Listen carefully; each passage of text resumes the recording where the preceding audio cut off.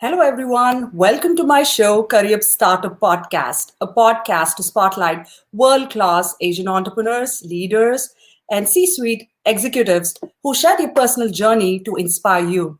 This is your host, Priyanka Komala. And to our listeners, do subscribe to us by following me, Priyanka Komala, on LinkedIn for your LinkedIn Live notifications and our LinkedIn page for Curryup Startup Podcast as well.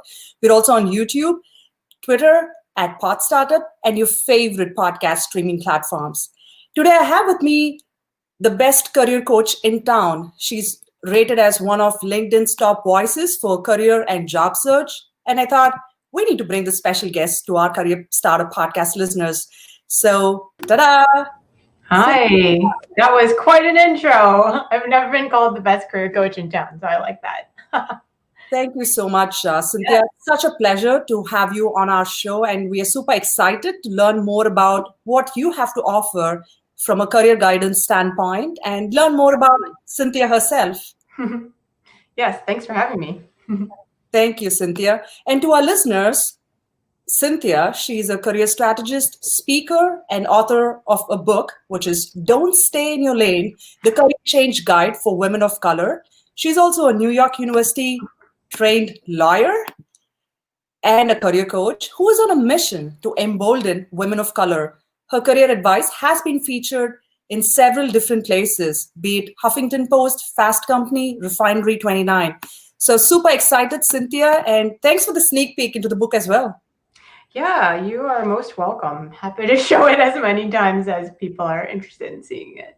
That's amazing. And 3 reasons for our listeners to tune into this episode of Curryup Startup with the amazing Cynthia Pong is A, we learn how to build our dream careers as a woman of color. And 2, how do you get the money, the power, and the respect that you deserve? And 3, how does Cynthia embrace her personality as a proud introvert? That's really amazing to see how you put your personal brand together, being an introvert, Cynthia.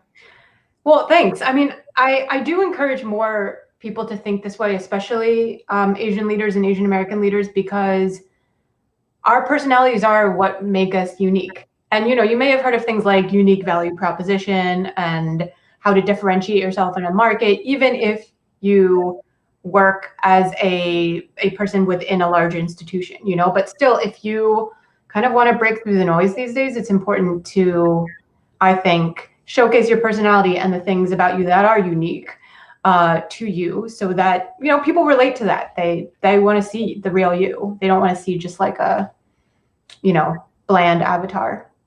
The authentic, the real you is something that really inspires people to be themselves and be credible. So let's get started, Cynthia. Sure. Thanks for that amazing advice. You grew up in Delaware. What's a fond memory of the beaches that you've seen in Delaware? I never even made it to the Delaware beaches until I was well into my 30s. So that's a testament to how my family was not a beach family. I knew of them. I had friends who would go there, but I never really went as a kid. So my upbringing was pretty, I don't know, I want to say typical, if there is such a typical like suburban experience in like white America. Got you. So you now live in New York, right? How does it feel transitioning from Delaware to New York? Oh yeah, I mean, I lived in other places between when I lived in Delaware and New York, but I really love it here. I mean, I've been in this literal apartment for about 10 years, so I don't have really any intentions of leaving or moving. I've got quite a lot of roots like in my neighborhood and with my neighbors in my building and on my block and stuff. So I love that. That's pretty awesome. So let's get started with some real business stuff. Okay. You're so focused on women in the workplace, and there was a recent report that just got released, which is from McKinsey and Company and Lean In, which focuses on how 2 million women are considering leaving the workforce, either temporarily or permanently, because of this 2020 corona pandemic. What is one thing that you would advise organizations to incorporate to really shift the needle for women in the workforce and create a more accommodating workspace? Yeah, I mean, I encourage anyone who's tuning in right now and listening to this later to actually really think about what Priyanka just said. The pandemic and the economic fallout are causing 2 million women in the US only to consider downshifting or leaving their work life as it is right now. And I'm talking only about like paid work outside the home, right? Because we all know that there's lots of unpaid work that happens inside the home. That's staggering. Like think of how long it took for women to get the accommodations and the rights and, I don't know, just be seen in the workplace, be like allowed to be doing the same kind of work as men. We're still not fully there to like equity, but this is a huge, huge, huge leap backwards. So, I mean, it's really hard to answer your question because there's so many things that I think organizations need to do. But if I had to pick one, I would say promote more Black women, because Black women have had it worst in the workplace for the longest.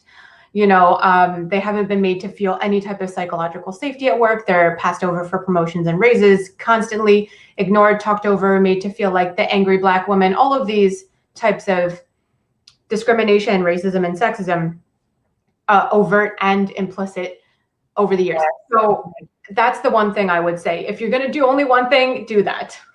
And what do you think about Asian women, especially? Yeah, well, the stats have Asian American and Asian women doing better than Black women and Latinx women, and Indigenous women. So, there's that to consider. But I suppose, like, looking at things from an intersectional perspective, like if you do want to get to where you want to go in your careers, be strategic about how you move forward. Get the support that you need. Don't just put your head down and work hard and expect people to notice that. You have to tell people, how good your work is and things like that. So learn how to advocate for yourself in the workplace if you're not already. That's a great segue, Cynthia. How do we really focus on tooting our horn? And especially for Asian women, I feel that we always need to put our head down and work, and our work is going to speak for itself. Yeah. What are 3 top tips that you can give to our Asian community, especially on elevating yourself and creating your own personal brand so people know who you are? Yeah. So I am a bit of an overachiever, so I'm going to give you 5 tips, actually. Because I would love it. Go ahead. So the first thing is you got to keep a list of your accomplishments and the things you've been doing, because it's very easy to forget and to be like, oh, no, that wasn't a big deal or whatever by the time when it comes time to apply for something, update your resume, your LinkedIn, all those things. So keep a list. It'll just, future you will thank you. Number 2 is remember that it's not, there's nothing wrong with like tooting your own horn. You can describe the excellent work that you do as the facts that they are. Like, you did this fabulous thing. You did organize a conference that 200 people came to. You did write this fabulous report that, set the standard for the rest of your organization. You did do these things. So you can say them, it's not subjective. Number 3, remember that this is good role modeling. Think about the other, maybe more junior, maybe younger Asian American women or Asian women who are looking to you as an example. And if they see you working really hard and never telling anyone about it and not getting recognized for what you do, that's not a great example to set, and it's demoralizing for them. So do it for them also. Number 4, you never get what you don't ask for. So, it's, the burden is initially, unfortunately, on us to bring the ask to the table, because as Frederick Douglass has said, like, power concedes nothing without a demand. So we have to make the demands. That's just where we are right now. And the last and the 5th thing is check out this really cool intersectional study done about negotiation by a Duke Business School professor by the name of Ashley Shelby Rosette. Perhaps this can be in the show notes or something, but people can call Ashley Shelby Rosette at Duke, and you can find a study that this professor did about negotiation and how it's different for different groups of women of color. And hopefully there'll be more research on this in the future, because it excludes Latinx women and Indigenous women. But looking at both Black women, Asian women, and white women, the one thing that really helps for us Asian women or Asian American women is if we couch our negotiation and our asks and our framing in terms of our skills and our competence, because that plays towards the stereotype bias of us. Like the stereotype of us is that we're really good at what we do. We're like smart, we're competent, right? We're skilled. So in a subversive way, like it's good to leverage that to our benefit by emphasizing our positive track record. Like, I've done quality work for 3 years already at this place. Here are all the examples. Like, this is the other thing that I organized or wrote last month that's super high quality. Like lean on those things when you're negotiating. And that's it. I really like the idea of having a revolving list of accomplishments, because performance evaluations happen at the end of the year. It's so hard to really figure out what's the impact that we've created throughout the year. So that's a great advice, starting from writing down what your accomplishments are. And that serves as a data point to negotiate your career pivots much better. Yes, no, 100%. So do it regularly, do it like at the end of the week. I wouldn't let too much time pass because we tend to forget. There's so much happening this year, That's very true. So you're a good proponent for meditation and, practicing mindfulness. Tell us how that's really helped you become a successful career strategist and an entrepreneur. Oh, it was breaking up a little bit. Could you ask the question again? Sure. So you believe in the fact that mindfulness and meditation are very integral to become successful. How have these techniques helped you become a successful author and an entrepreneur? Yeah. Okay. So whenever you are doing something kind of on your own, it's very easy, especially for a lot of us women of color, to get stuck in this anxiety-based bubble where we're like, can I really do this? Is this actually any good? Does anyone really care what I'm doing? It can spiral very quickly into like a lot of negative and catastrophic thoughts, which is something I talk about in my book, actually. But mindfulness and meditation and my personal practice of that have really helped ground me and calm me down in those moments. So, the general concept is you notice you're having these thoughts, you non-judgmentally recognize it, then you focus either on your breathing or you change your thoughts to something else and you replace those thoughts with more positive or neutral ones. So being able to catch when these things are happening in your thoughts is key. And like, you build that muscle by practicing meditation or mindfulness. And my practice is I aim for 5 days a week in the morning to do a seated meditation, kind of seated yoga stretching thing for 20 minutes. Been using the same recording for like, I don't know, 5-10 years. And that's what I do. That's pretty amazing. That's pretty amazing, Cynthia, because I've been practicing mindful meditation. And 20 minutes every day sets the intention for the day. You manifest a different version of yourself where you're free from judgments of your own mind. And then you focus on, what are my goals for the day? How best can I invest my energy and my full focus in terms of making those goals a reality? So I really agree with you on those principles. Yeah. Now that's an interesting segue to one of the questions a listener of ours wanted to ask on their behalf. It's from Rubinia Borge, who's a PhD student at the University of North Texas. She's looking for a summer 2021 internship, and she had a couple of questions which I wanted to ask you. How do you overcome imposter syndrome and deal with rejections as part of job search? Is there something around the mindfulness practice that we shared that could really help you handle these kinds of situations? I think mindfulness helps for generally any type of negative thought pattern. So yes, as a foundation, definitely that. I will say a few things to the imposter syndrome point. One is the first thing I think Rubinia can explore is research imposter syndrome a little bit more if you haven't already, because it may or may not be that which is holding you back. If you are early on in your career, if you're just starting out, if you've just graduated, things like that, it may simply be that you need to give yourself time and a little bit of grace to get the experience and the skills that you're looking to build. Imposter syndrome, as defined by my colleague, Dr. Lisa Orbay Austin, her partner, Richard Orbay Austin, in this excellent book, Own Your Greatness. Everyone should get their copy and follow them on LinkedIn and Instagram. They're excellent. She defines it basically as like when you're a high achieving person that you've been in your field or doing your stuff for a while, like other people look to you as an expert and you still feel internally like you are a fraud or an imposter.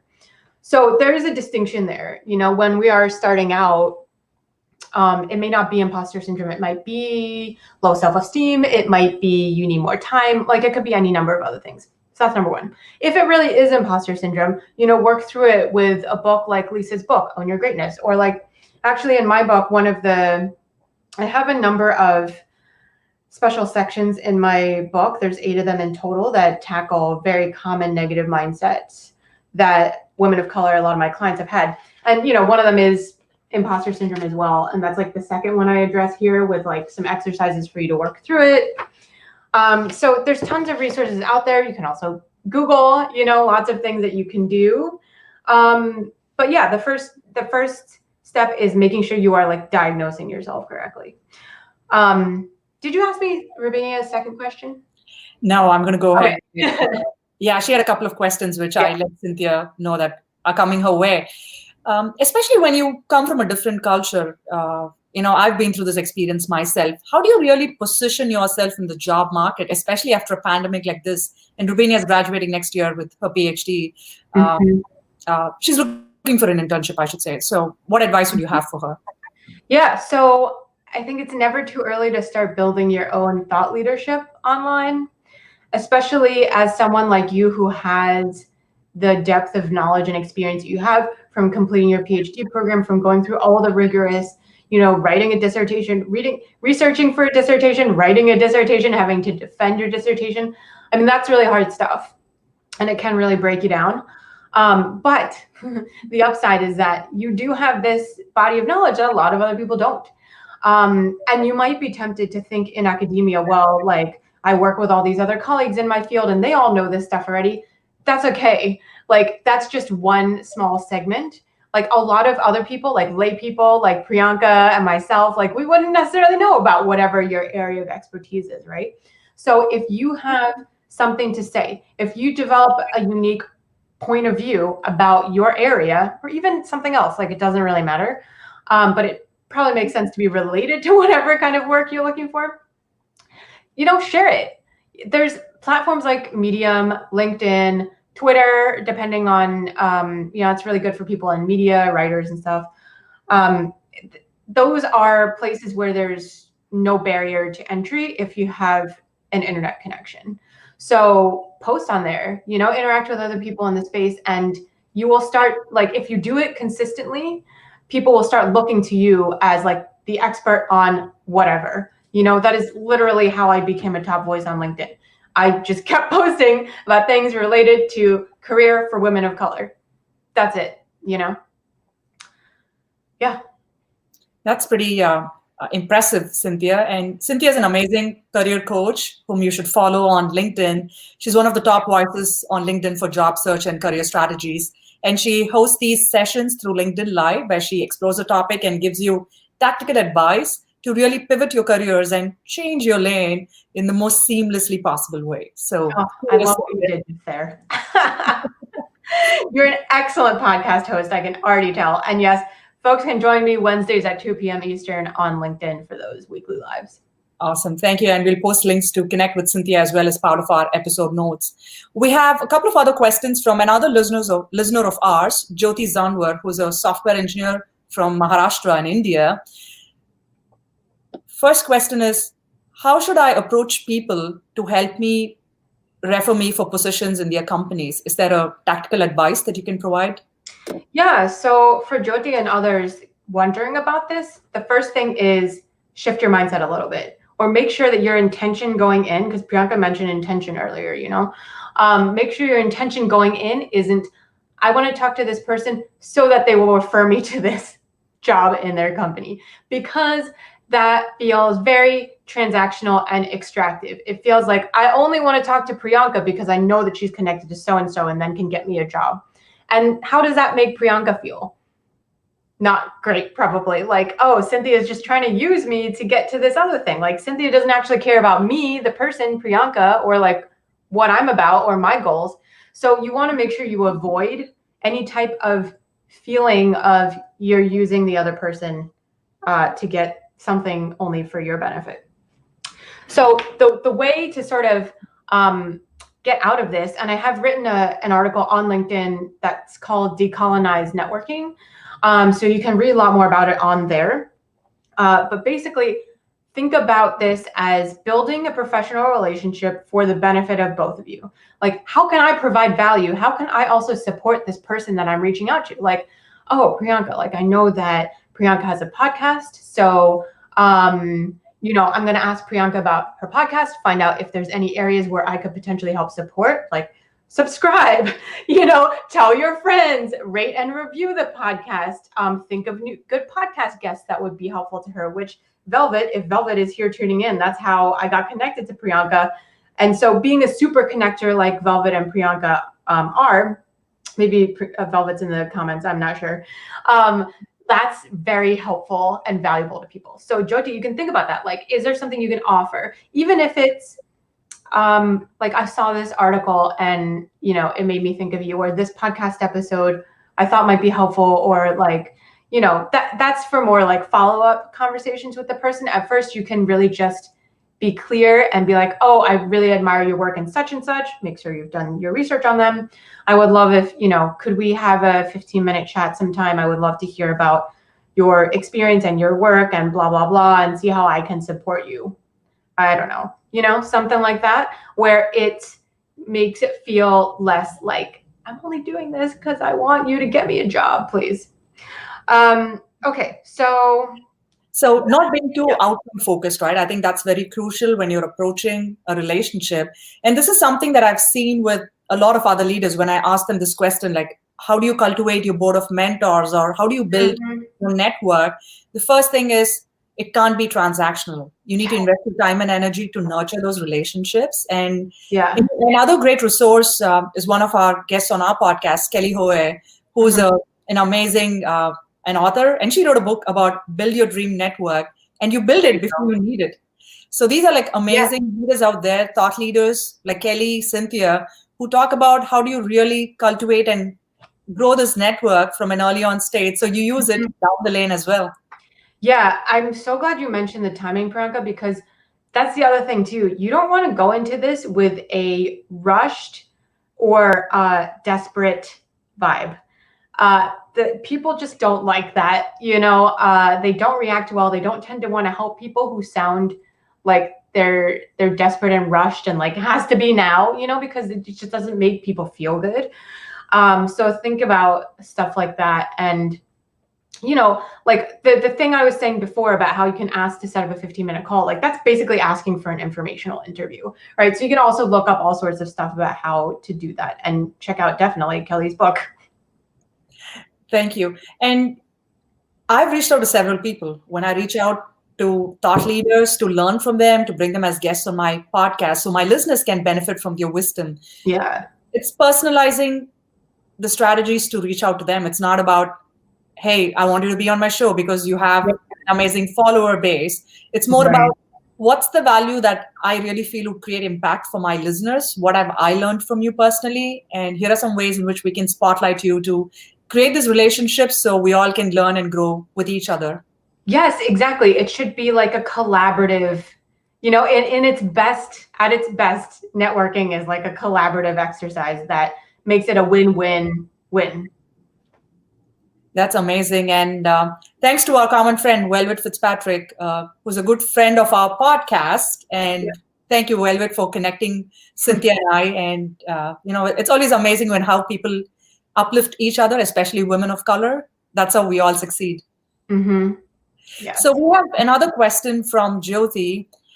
There's always this concept about you fake it till you make it. You know, that acts as a confidence booster. But what's your take as somebody who's done real research about this kind of psychology in a career pivot mindset? Yeah. So I do think it works. But if you don't believe that it will work, then it's not going to work for you. That's the real kicker. So if you do have trouble believing that, then I would suggest a few things.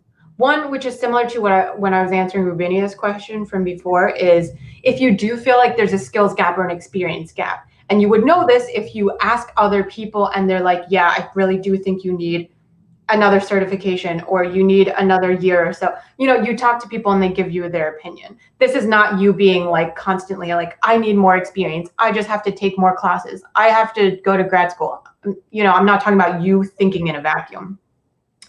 But if it is a situation of that, then like, go ahead, skill up, get the experience or whatnot, and then you won't be faking it because you have the experience, you have the credentials at that point. The other thing that's really crucial is to practice positive self-talk as opposed to self-critical negative self-talk. So our thoughts are very powerful. I've been saying this for years. Let's make sure that our thoughts actually support us to get to our goals. So there's a really good book for this, for rewiring your thoughts, which I can grab if you think that's Sure. Bianca. Yeah, I'll be right back. Yeah, and to our listeners, we're going to talk more about the Career Pivot book that Cynthia has written about. It's one of the best sellers out there, and I would really love for all of you to get a sneak peek into that book after she finishes this. Thanks. Yeah, so this is the book I was talking about, the Self-Compassion Workbook. Do you know this book? No, I was just reading it. Yeah, so you can see here, it's a 14-day plan to transform your relationship with yourself, which arguably is the most important relationship in our lives. And it's mindfulness based. So you would like that too, Priyanka. But Self-Compassion Skills Workbook, my friend Fanny Garcia, who's on LinkedIn, and y'all can follow her, as well as Velvet Fitzpatrick. She recommended it to me a while back, and I've recommended to like all my clients and everybody and their mother. So that's excellent. Yeah, those are really my thoughts for Jyoti in terms of the fake it till you make it thing. Thank you. And thanks for sharing these wonderful resources of fellow authors as well. It takes a lot for an author to boost other women who have written books on different aspects of being the better version of ourselves. So thank you.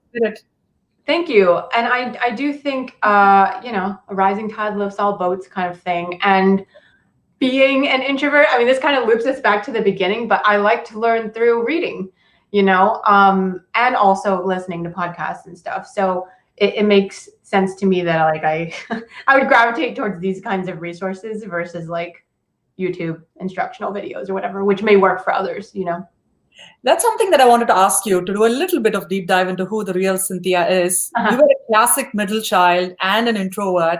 How has that experience helped you become this dream entrepreneur who's living her ambitions? Yeah, thank you for that. Well, so being the middle child, I think to me that means two things. It means I'm very oppositional, like oppositional defiant, and two, I'm like a really good mediator. So the first part of being kind of like oppositional and like if everyone is going one way, I want to like go the other way. That definitely helped me in my career change because one, it got me out of being a lawyer and being a public defender to being like, I can do something else with my life. Like I can reinvent myself. And like, that is a great privilege to be able to do that as well. I want to make sure everyone understands that. But so it helped me kind of make that first pivot. And then it has kept me, it gives me drive, like, because I do tend to try to do things in a non-traditional way. So when it doesn't work out at first, I just want to keep trying harder to make it work because I'm like, I want to prove people wrong or whatever. So that's the oppositional side. In terms of being a mediator, like, I think that makes me really good at doing my one-on-one work with clients because I'm good at sensing like what they're bringing to the table and helping them mediate between like them and their career, if that makes sense. And then the introvert thing, I mean, I'm really good at deep thinking. I'm a very reflective person. And it makes me really excel in the one-to-one context. So that's amazing. It's knowing your strengths, right? And how do you play to those strengths? Yes. I think that's the amazing way to live the life that you design. Yeah, 100%. So let's talk about your book. Can you show us the book as well as what's one takeaway that you would give our listeners on why should they read this book? Oh, yeah.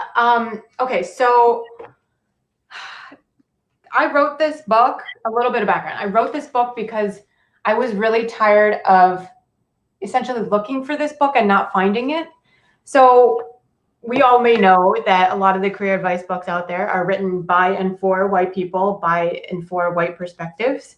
And so the rest of us are just expected to like adapt it to ourselves, you know? And I was like really tired of that because I do like to recommend books to my clients, and I couldn't find a book to give to clients like that was an extra resource to our work. And so I realized if I wanted this book, I would have to write it. And so I did. But the one takeaway I want to share with people, if nothing else, is that you deserve where you want to go in your career. And don't let anyone tell you you can't be there, whether it's society, whether it's your superiors at work, whether it's your family, whether it's your culture, your immigrant background, whatever it is. Like, people can be like the haters that they want to be or whatever, but wherever it is that you want to go, you have a place there and you deserve to be there.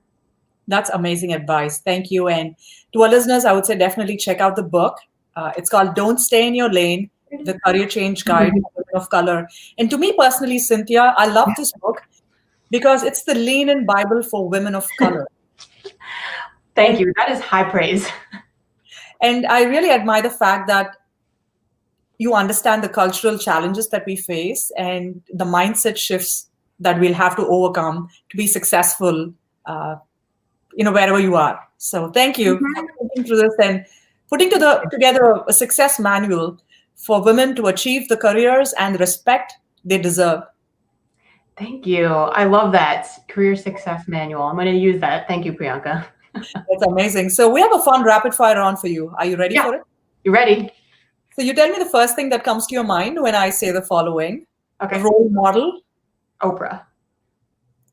What does happiness mean to you? Laughing with my friends. I love that. What's one fun thing about Cynthia you haven't shared anywhere and it's exclusive to our Curryup Startup podcast listeners? Okay, it's slightly embarrassing, but I'm really good at lip syncing. That's a nice skill set to have, I guess. Is it? I don't know. That's amazing. What's your native language and one word to describe yourself in it?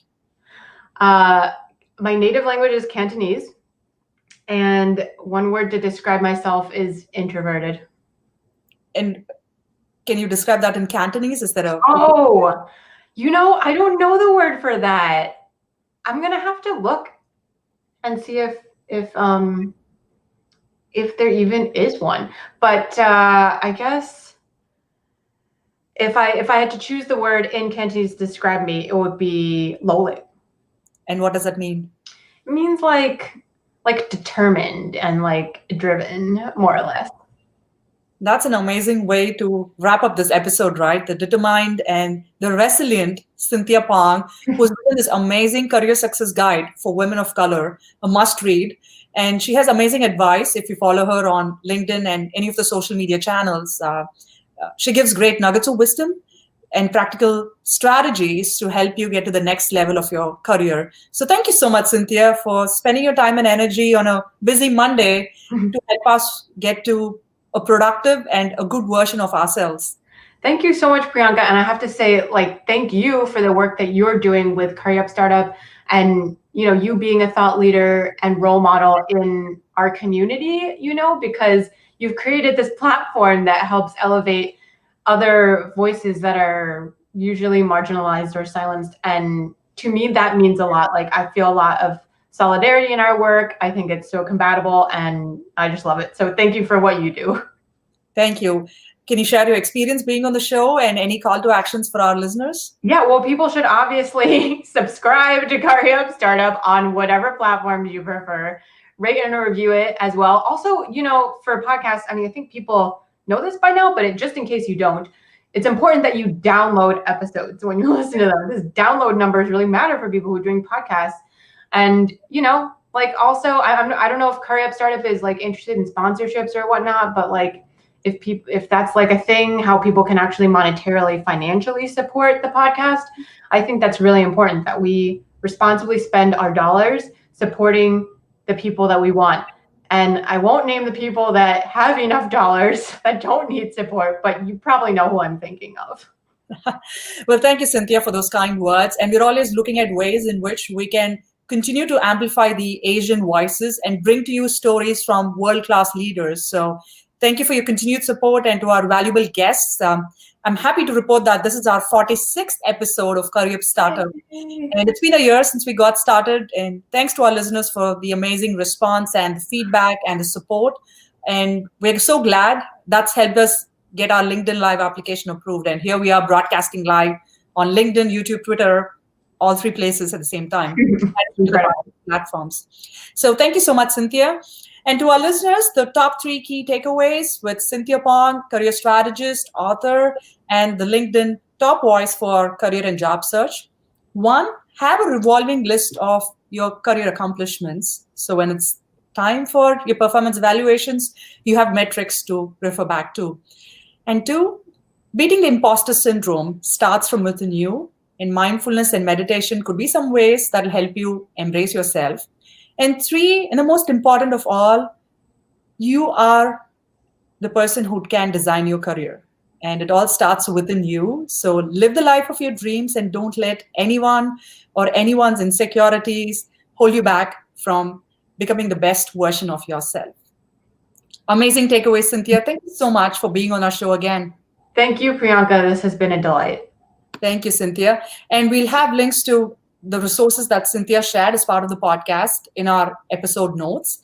Until another episode with another interesting guest, this is your host, Priyanka Komala, signing off from Curryup Startup Podcast, a podcast to spotlight world-class Asian leaders, entrepreneurs, C-suite executives who can inspire you with their personal journey. And do remember to subscribe to our Curryup Startup Podcast by following me, Priyanka Komala, on LinkedIn Live for your LinkedIn Live notifications, and our LinkedIn page for Curryup Startup Podcast. We're also on YouTube, Twitter at Pod Startup, and your favorite podcast streaming platforms. I hope you have a wonderful rest of the day, and we look forward to seeing you again soon.